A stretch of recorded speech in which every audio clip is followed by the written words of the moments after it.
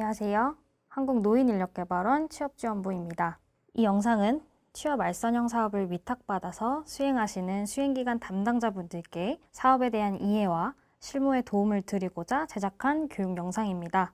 교육 영상은 총 4편으로 구성되어 있고요. 제1편 취업 알선형 사업의 이해, 2편 노인 일자리 업무 시스템 사용법, 3편 이나라 노움 사용법, 마지막 4편 자주 하는 질의응답 순으로 진행하도록 하겠습니다. 먼저 첫 번째, 제1편 취업 알선형 사업의 이해입니다. 목차는 노인인력개발원 소개, 사업의 소개, 사업 운영 안내, 수행기간 업무 순으로 진행하겠습니다.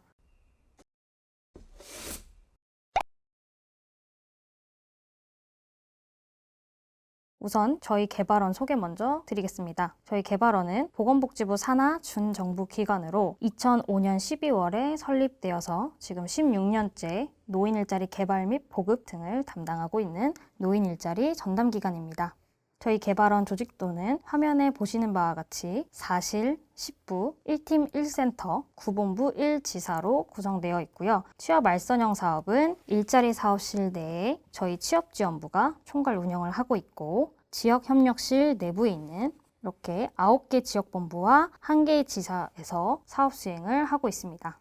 화면에 보이시는 지도 한번 확인하셔가지고 수행기간 소재에 있는 관할 지역본부 체크 한 번씩 부탁드립니다.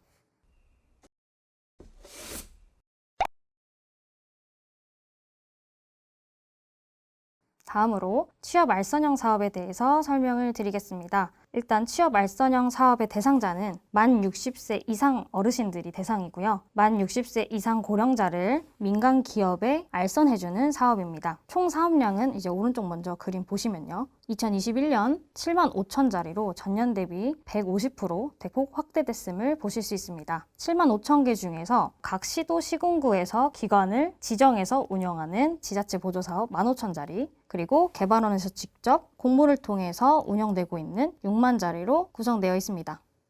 먼저 민간경상보조 추진체계를 설명드리도록 하겠습니다. 한국노인인력개발원은 보건복지부의 업무 위탁을 받아서 사업 전반을 운영하고 있고요. 그 다음에 이 영상을 보고 계시는 수행기관에서는 실질적으로 참여자와 참여 기업을 연계시켜주는 업무를 하시게 됩니다. 참여자에게는 참여 신청서를 받으셔가지고 구직자 관리를 해주시면 되고, 참여 기업에는 구인 신청서를 받으셔서 구인처 관리를 해주시면 됩니다. 그래서 이렇게 구직자와 구인처를 알선해주시고 사후 관리까지가 수행기관의 업무가 되신다고 보시면 될 것 같습니다. 다음으로 지자체 경상보조 추진체계를 설명드리겠습니다. 수행기관의 역할은 앞서 민간경상보조와 다 동일한데요. 다른 점은 여기 시도시군구가 추가가 됐습니다. 민간경상보조 같은 경우에는 수행기관과 개발원이 직접적으로 운영을 하면 되는데, 지자체 경상보조 같은 경우에는 시도시군구가 직접적인 상위보조 사업자가 됩니다. 그래서 사업 계획 등록이라든지 정산이라든지 이런 것들은 시도시군구에서 하시면 되고요. 개발원에는 사업계획 승인과 평가 등을 받으시면 됩니다.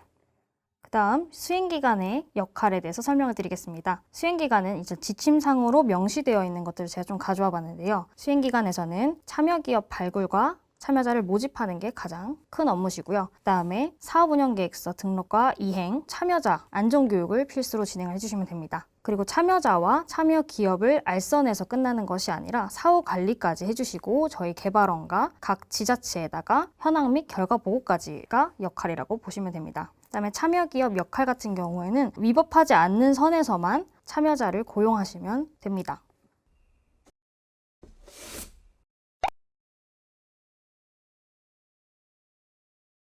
지금까지 취업 알선형 사업 개요에 대해서 간략히 설명드렸으니 지금부터는 사업 운영에 대한 세부적인 설명을 드리도록 하겠습니다. 이 내용은 매년 배포되는 지침에 명시되어 있는 내용인데 간략하게 발췌를 한번 해봤습니다. 두 가지만 보겠습니다. 일단 위탁 운영 계약인데요. 우선 계약 체결을 저희와 해주셔야 합니다. 그런데 여기서 지자체 경상보조 수행기간 같은 경우에는 지자체마다 계약 방식이 상이할 수 있으니 관할 지자체에다가 문의를 해주시고요. 민간경상보조 수행기관은 저희 개발원과 직접 위탁계약을 체결해 주시면 됩니다. 계약 체결이 끝나고 나시면 사업을 운영해 주시면 되는데요. 수행기관의 의무는 취업 알선형 사업은 국고보종을 집행하시는 사업이기 때문에 보조금법과 위탁 운영 계약을 준수하셔야 되고요. 선량한 관리자로서의 주의 의무를 다하셔야 합니다. 그 다음 만약에 수행기관에서 허위 자료나 기타 부정한 방법으로 선정되셨거나 위탁 계약을 위반하셨을 경우, 이런 경우에는 저희 개발원 내부에서 심의를 거쳐 해지를 할 수 있으니 사업 운영 시에 유의해 주시기 바랍니다. 그 다음으로는 이제 위탁 사업량 조정인데요. 사업 실적이 우수한 수행기관에는 저희가 사업량을 추가 신청을 권고할 수 있고요. 추진 실적이 부진한 수행기관에 대해서는 거꾸로 개선 계획을 제출을 요청할 수 있습니다. 다시 한번 말씀드리자면 처음 배정한 사업량이 1년 내내 고정이 아니라는 것만 유의해 주시면 될 것 같습니다. 두 번째로 실적 보고 및 사후 관리입니다. 일단 맨 밑에 먼저 보시면 저희 개발원에 자체적으로 개발한 노인 일자리 업무 시스템이 있습니다. 저희 실적이나 보고서 같은 것들은 다 이 시스템에다가 신속하게 입력해 주시면 되는데요. 저희한테 보고해 주시는 거는 크게 월별 보고와 연보고가 있습니다. 월별 보고는 저희 시스템에다가 매월 5일까지 전월 실적에 대해서 제출해 주시면 됩니다. 그리고 운영 결과 보고서 연보고 같은 경우에는 저희가 별도로 말씀드리는 시점에 거의 한 1월쯤이 될 겁니다. 내년 1월에 사업 운영 결과 보고서를 1년에 한 번 제출해 주시면 됩니다. 다음은 수행기관에 지원하는 내용을 설명해 드리겠습니다. 우선 민간보조 수행기관 먼저 설명을 드릴 거라서 지자체 수행기관의 경우에는 영상을 뒤로 넘기셔서 지자체 보조 쪽부터 들어주시면 감사하겠습니다. 민간경상보조 수행기관의 경우에는 2021년도 기준으로 참여자 1인당 5만 원의 위탁 운영비를 지급해 드리고 있습니다. 이 위탁 운영비는 사업 운영을 위해서 필요하신 경비로 집행하시면 되는데요. 일단 저희랑 위탁 계약을 체결하신 다음에 이제 지침상으로는 분기별로 저희 개발원에서 교부를 해드리고 있고요. 필요시에는 관할 지역본부로 요청해 주시면 협의를 통해서 상시적으로 교부해드릴 수 있습니다. 사업 운영비 외에도 위탁 운영비 안에서 채용 성공 보수라는 명목으로 인센티브도 사용하실 수 있습니다. 그게 여기 오른쪽에 써져 있는 건데요. 이 그림 먼저 보시면 저희 위탁 운영비가 5만 원이고요. 그 안에 위탁 운영비 총액의 30% 범위 내에서 인센티브로 보실 수 있는 채용 성공 보수를 편성하실 수 있습니다. 채용 성공 보수는 위에 글 읽어보시면요. 수행기간의 취업 알선을 통해서 취업 이후에 6개월 이상 고용 유지했을 경우에는 1인당 3만 원 이내에서 집행이 가능하다라고 보실 수 있습니다. 이 내용은 뒤에서 좀 더 상세하게 설명을 드리도록 하겠습니다.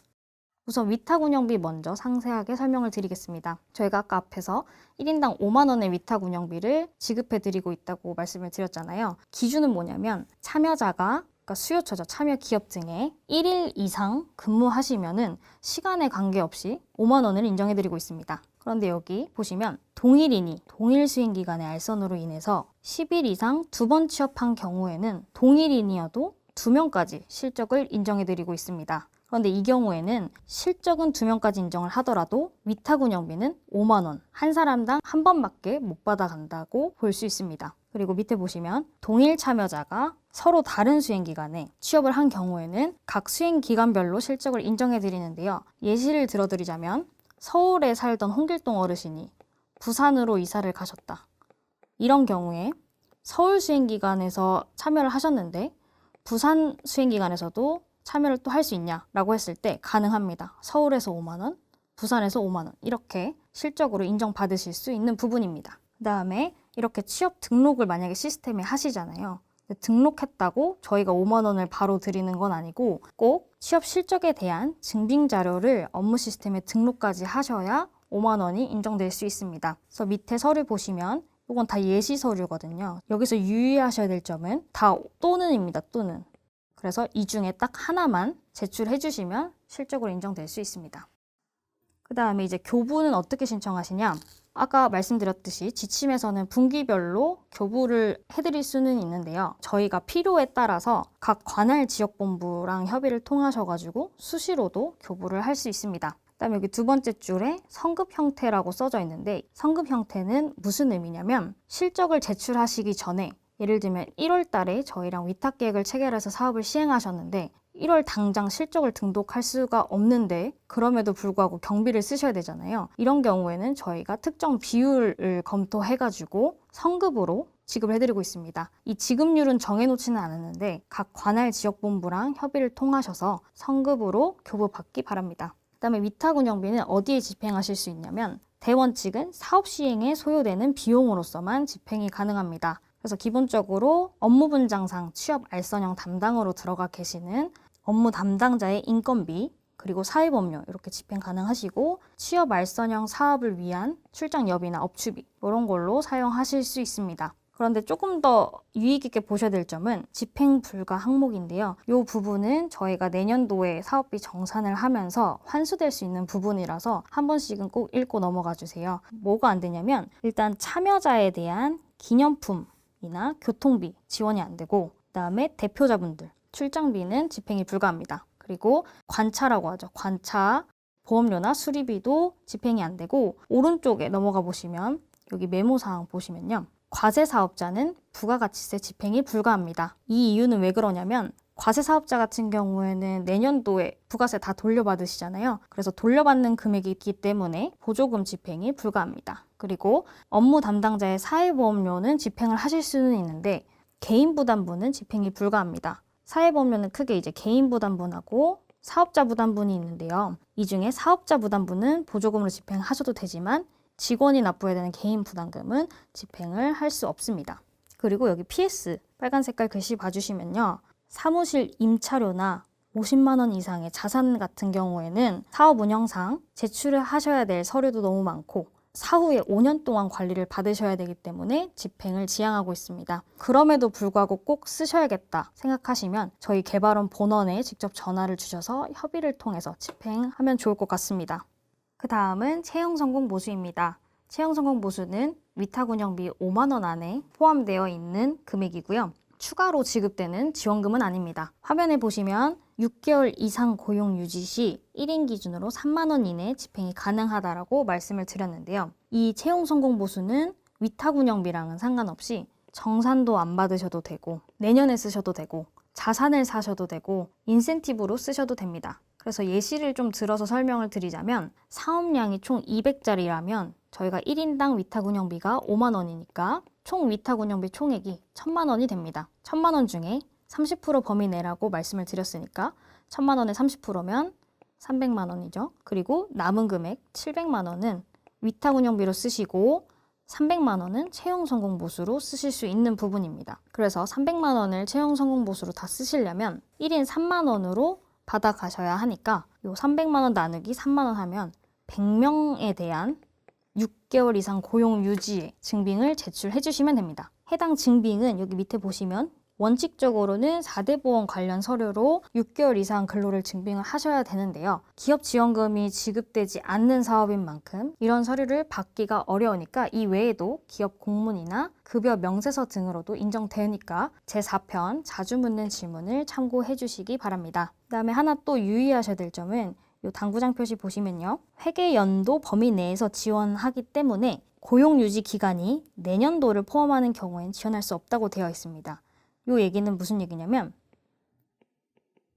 해당 참여자의 6개월이 중간에 12월이 껴있어서 여기는 2020년, 2021년 이렇게 껴있는 경우에 실적 인정이 안 된다고 볼 수 있습니다. 그래서 참여자분들이 온전히 한 회계 연도 안에 6개월이 들어올 수 있도록 5월 31일 이전 참여자의 실적으로 등록할 수 있도록 챙겨주시기 바랍니다. 다음은 지자체 보조 수행기관의 지원금입니다. 지자체 보조 수행기관은 민간보조 사업과는 다르게 국비와 지방비가 섞여 있기 때문에 민간경상 보조에 비해서 지원금이 조금 더 크다고 볼 수 있습니다. 지자체 보조 수행기관의 지원금은 크게 사업비와 인건비로 보실 수 있는데요. 1인당 부대 경비는 15만 원, 인건비는 사업량 100짜리당 1명을 지원해서 연 2021년도 기준으로 2,587만 원을 지원하고 있습니다. 부대 경비 같은 경우에는 참여자가 1일 근무하면 1명으로 실적이 인정되는데요. 이제 15만 원과 5만 원을 받는 기준이 나뉩니다. 그래서 이걸 좀 설명을 드리면 15만 원을 사업비로 받으시려면 1인당 연중 10일 이상 또는 50만 원 이상을 받으셔야 15만 원으로 인정이 될 수 있고 이 두 개 다를 충족하지 못하면 5만 원을 받게 됩니다. 그래서 여기 밑에 단부터 읽어주시면 될 것 같습니다. 그리고 이 또한도 취업 등록까지만 했다고 해서 실적으로 인정되는 것이 아니라 전산 시스템에 증빙 자료를 등록해 주셔야 인정받으실 수 있습니다. 그래서 이 오른쪽 내용이 앞서 말씀드린 내용입니다. 그 다음 참여 대상과 자격 요건입니다. 참여 기업 같은 경우에는 위법하지 않게 근로자 보호 규정을 다 하시고 4대 보험에 가입되어 있는 기업이나 비영리 단체면 참여가 가능하신데요. 취업 알선형은 특이하게도 사업자 등록증이 없는 수요처도 일부 직종에 한해서 참여가 가능합니다. 그 일부 직종은 밑에 이제 예시로 나와 있는데요. 가사나 간병도우미, 시험감독관 등이 여기에 해당됩니다. 여기에 명시되어 있는 직종 외에는 사업자 등록증이 필수로 있어야 된다는 점 참고 부탁드립니다. 그리고 이 사업자 등록증이 없는 수요처의 경우에는 참여자와 구인 요청 수요처 각각 확약서를 작성하셔서 구비해 주시기 바랍니다. 그 다음 참여자의 자격 요건은요. 만 60세 이상자로서 꼭 취업 상담을 하신 다음에 구직 신청서를 작성해서 제출하신 분에 한하고 있습니다. 그래서 꼭 어르신한테 저희는 취업 알선형 사업에 참여를 할 것입니다 라고 인지를 꼭 시켜주시기 바랍니다. 그 다음에 참여 제외자입니다. 일단 참여 제외 기업 같은 경우에는 임금 체불 사업장 그리고 기타 사업 목적에 적당하지 않다고 판단되는 직종을 수행기관에서 판단하셔서 참여 제외를 시켜주시면 되고요. 또 하나는 각 부처나 중앙부처나 지자체 예산으로 설립되거나 운영비를 지원받는 기업은 참여가 불가합니다. 그런데 이 경우에 일자리 창출에 협력이 필요할 경우에는 MOU 같은 업무 협약에 따라서 참여할 수 있기 때문에 이 경우에는 저희 개발원에게 연락을 주시기 바랍니다. 다음은 참여자입니다. 저희 취업 알선형 사업은 다른 노인 일자리 사업과는 중복 참여가 불가합니다. 그렇기 때문에 다른 정부 부처나 재정지원 일자리 사업 등에 참여 중인 어르신은 저희 취업 알선형에 실적으로 등록이 불가합니다. 그래서 예시 한번 봐주시면 될 것 같고요. 그다음에 그 채용 예정 기업이 가족 기업인 사람, 그 경우에도 안 되고요. 자영업자 분들도 참여가 불가합니다. 그런데 자영업자 분들 중에서는 소득이 없는 것을 증빙할 경우에는 참여가 가능합니다.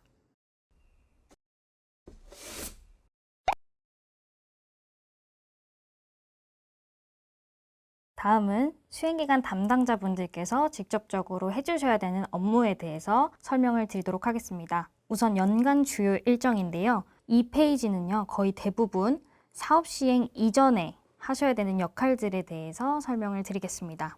일단 노란 색깔로 색칠되어 있는 부분들은 뒷페이지에서 좀 상세적으로 설명을 드릴 거고요. 노란색으로 음영 처리가 안 되어 있는 부분들은 거의 시스템 쪽이기 때문에 2편과 3편에서 설명드리도록 하겠습니다. 먼저 저희랑 위탁 계약 체결을 하고 나시면 시스템에 회원가입을 해주셔야 됩니다. 여기서 시스템이란 노인 일자리 업무 시스템을 의미하는데요. 민간경상 보조의 경우에는 노인 일자리 업무 시스템과 이나라 도움도 두 개 다 가입해 주셔야 됩니다. 그 다음으로는 보조금 전용 계좌나 카드를 발급받으셔야 되는데요. 신규로 발급을 받으셔도 되고 잔액이 0원인 계좌에 카드를 연동시키셔도 됩니다. 그래서 요거 같은 경우에는 취업 알선형 사업만을 위해서 사용하셔야 되고요. 민간경상 보조에서는 이 계좌랑 카드를 이나라 도움에 연동을 시켜주셔야 됩니다. 그다음 세 번째, 운영계획서를 노인 일자리 업무 시스템에 등록을 해주셔야 됩니다. 그 다음 민간경상 보조 같은 경우에는 노인 일자리 업무 시스템에도 등록해 주셔야 되고 이나라 도움 시스템에도 이 운영계획서를 등록해 주셔야 됩니다.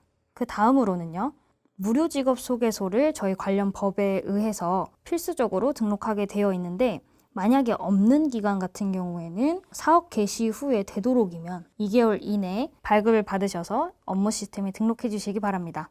그 다음으로 민간경상 보조에는 저희가 사업 시행 이전에도 그리고 중간중간에도 사업비 교부를 이나라 도움을 통해서 해드리고 있고요. 그 다음에 사업 개시를 해주시면 됩니다. 이 사업 개시라고 하면 뒷페이지에서도 설명을 드릴 건데요. 구직자와 구인처를 모집하고 관리하시고 그다음에 취업 등록과 증빙 등록하시는 것이 이 사업의 주라고 보시면 됩니다. 그 다음으로는 저희가 중간중간 현장 점검을 할 건데요. 이거 같은 경우에는 각 지자체마다 그리고 연도마다 계획이 다를 수 있으니까 이거는 별도의 계획에 따라 주시기 바랍니다. 그 다음에 앞서 설명드렸듯이 매월 5일까지 실적 보고를 해주셔야 되는데 이 실적 보고는 노인 일자리 업무 시스템에 마감 처리를 해주시는 거를 실적 보고라고 합니다. 그래서 요거는 이제 매월 5일 전까지 해주시면 되고요. 마지막으로 노인 일자리 업무 시스템에 연간 최종 보고를 해주시면 되고 그 다음에 내년도 한 3월쯤에 저희는 수행기간 평가를 하고 있습니다. 이 평가 또한 연도마다 지자체마다 평가 계획이 달라질 수도 있으니까 별도의 평가 계획을 참고해 주시기 바랍니다. 음영 처리되어 있던 이 2번과 5번에 대해서 설명을 드리겠습니다. 일단 보조금 계좌 및 카드 발급입니다. 계좌는 평소에 사용하고 계시던 은행 지점에서 일반 계좌를 새로 개설하시거나 아니면 잔액이 0원인 계좌를 찾으셔가지고 용도 변경을 해서 사용하시면 됩니다. 민간 경상 보조 수행기간 같은 경우에는 이나라도원과 이 계좌를 연계하셔야 되고요. 카드 같은 경우에도 일반 카드 발급 받으시는데 대부분 신용카드를 쓰는 거를 제가 추천을 드리고 있습니다. 그래서 잔액 0원인 요 위에 계좌와 연동을 시키시면 되고, 카드 같은 경우에도 이나라도원과 연계시켜 주셔야 됩니다. 그리고 무료직업 속에서 등록 신고를 하셔야 되는데요. 요거는 설명을 드리면 직업안정법 제18조 23조에 의거해서 취업 알선 사업을 하시는 수행기관에서는 무료직업 소개서 또는 직업정보 제공 사업자 또는 유료직업소개소를 등록하셔야 합니다. 그래서 해당 신고서가 없는 기관에서는 사업 개시 후에 최대한 2개월 안으로 각 지자체에서 등록해 주시기 바랍니다. 저희 현장 점검 시 이 등록증은 확인할 거고요. 요 문의는 각 시도나 시청이나 구청마다 고용센터에서도 할 수 있고 시청에서 할 수도 있습니다. 그래서 각 지자체별로 문의를 해주시기 바랍니다. 그 다음은 이제 사업 개시 이후에 구인처와 구직자를 어떻게 관리할 것이냐, 그거에 대한 업무 흐름들을 좀 가져와 봤습니다. 그래서 먼저 상시적으로 구인처, 기업이죠. 그리고 구직자, 참여자를 모집하기 위해서 홍보를 계속 해주시면 됩니다. 그 다음 구인 신청서를 받고 구직 신청서를 받아서 등록을 해주시면 됩니다. 구직자 같은 경우에 구직 신청서를 시스템에 등록하시면 희망 상태로 변하게 됩니다. 그 다음 구직자를 교육해 주신 다음에 기업의 면접을 동행해 주시는 것을 알선이라고 할 수 있습니다. 그 다음 참여자 어르신께서 기업에서 합격하셔가지고 취업하게 되시면은 취업 등록을 해주시고요. 이 상태는 취업 상태입니다. 취업 등록했다고 해서 실적 인정되는 거 아니라고 말씀드렸죠. 그래서 취업 증빙까지 꼭 등록을 해주셔야 취업으로 인정이 되고 있습니다. 그 다음에는 취업이 끝났다고 끝난 건 아니고 매월 5일까지 실적 보고를 해주시고 사후 관리까지 해주셔야 됩니다. 이 사후 관리에는 참여자 어르신이 계속 회사를 다니고 있는지, 사고는 안 났는지, 보수는 얼마 받는지 그런 거 등록해 주시면 됩니다. 그 다음에 어르신이 퇴사를 했다라고 하시면 이제 퇴사 상태로 퇴직 처리를 해주시면 됩니다. 그 다음에 내년도 1월까지 최종 결과 보고를 제출해 주신 다음에 내년 3월쯤 이 정산을 실시하도록 하겠습니다. 이제 세부적으로 내용을 보시면요. 일단 참여자 관리 먼저 말씀을 드리겠습니다. 참여자분들은 만 60세 이상이고요. 구직 신청서를 받으셔갖고 업무 시스템에 등록을 해주시면 됩니다. 그 다음에 꼭 구직자분들한테 취업 알선형 사업에 참여하게 되십니다 라고 꼭 인지를 시켜주시기 바랍니다. 그리고 구직 신청서 등록 같은 경우에는 현재 다른 기업이나 다른 사업에 참여 중이시더라도 구직 등록은 가능합니다. 왜냐하면 실적으로 잡는 게 아니기 때문에요. 그 다음 요 밑에 보시면 구직 등록된 자는 수행기간 변경 시 구직 신청 기간 변경 동의서를 작성해야 된다. 이렇게 써져 있는데 이게 무슨 얘기냐면 만약에 홍길동 어르신이 내가 이분을 등록하고 싶다 라고 해서 시스템에서 중복 조회를 했는데 이분이 이미 이전 수행기간에 등록이 되어 있으신 거예요.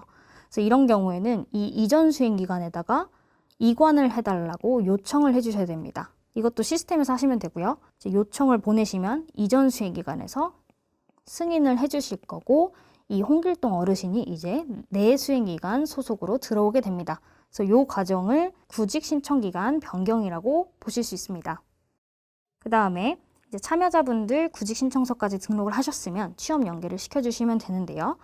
앞서서 이제 위탁 운영비 설명드릴 때 취업 인정 기준 다 설명드렸죠. 그래서 이 부분은 넘어가겠습니다.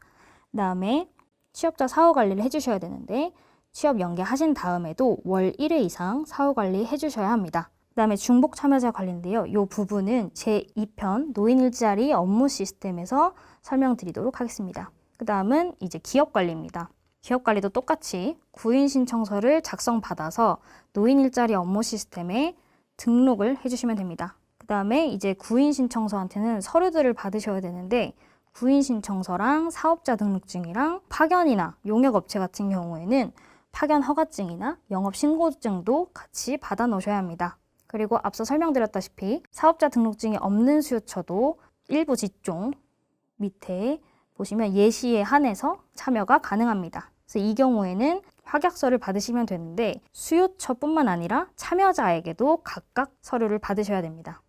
다음으로는 위탁운영비나 부대경비, 집행 내역별로 등록하시는 방법인데요. 요 세부적으로 등록하실 수 있는 방법은 2편, 3편에서 시스템을 통해서 설명을 드릴게요. 그런데 요 표는 뭐냐면 사업을 운영하실 때 자주 보셔야 되는 표일 수도 있으니까 출력하셔가지고 책상 위에 붙여놓으시면 좋을 것 같습니다.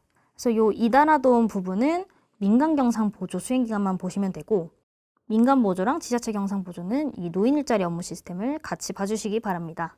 이 표는 일단 위탁운영비 집행 용도별로 어느 항목으로 집행을 하여야 하는지 나타낸 표입니다. 그래서 대한노인회 같은 경우에는 별도 기준이 있으니까 이 부분은 넘어가 주시면 될 것 같습니다. 만약 위탁운영비를 홍보비에 집행하셨다고 하면 이나라도움 시스템에서는 일반 수용비로 세목을 등록하시면 되고요. 노인 일자리 업무 시스템에는 홍보비로 입력하시면 됩니다. 그래서 이 표를 참고하셔서 예산 집행 등록해 주시면 된다는 점 아시면 될 것 같고요.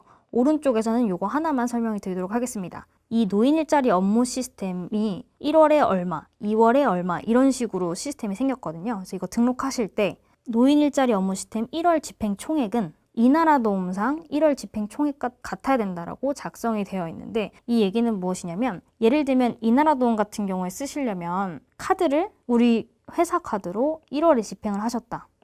그런데 이나라도움에는 2월에 집행 등록을 하셨다. 라고 한다면 이 노인 일자리 업무 시스템에는 2월에다가 입력을 해주셔야 됩니다. 그래서 이 부분은 이나라도움 시스템 교육 3편에서 다시 상세하게 설명드리도록 하겠습니다. 마지막으로 사업비 집행하실 때 필요 구비 서류를 예시를 좀 가져와 봤습니다. 예산 집행하실 때 해당 표 참고하셔서 각 증빙들 확인하셔서 첨부해 주시고요. 이런 게 부족할 경우에는 나중에 정산할 때 환수될 수 있으니까 유의해서 서류 잘 챙겨주시기 바랍니다. 명시된 것 외의 비용은 유사 항목으로 이제 증빙을 해주시기 바랍니다. 그 다음에 이제 중복자 처리 방법인데요. 이 부분은 한 번씩 읽어주시고 참고만 해주시면 되고요. 대원칙은 다른 노인 일자리 사업이랑 중복이 안 된다. 그거 하나만 알고 계셔주시면 될 것 같아요. 그래서 만약에 중복 참여자로 뜬다 라고 하시면 다른 노인 일자리 사업이랑 취업 알선형 둘 중에 하나를 선택하게끔 참여자 어르신께 확인을 받으셔야 되고요. 유일하게 허용이 되는 부분은 고령자 친화 기업으로 연계되는 경우에만 중복이 허용됩니다. 이렇게 해서 1편 취업 알선형 사업의 이해를 전부 마치도록 하겠습니다. 두 번째 영상에서 뵙도록 하겠습니다. 감사합니다.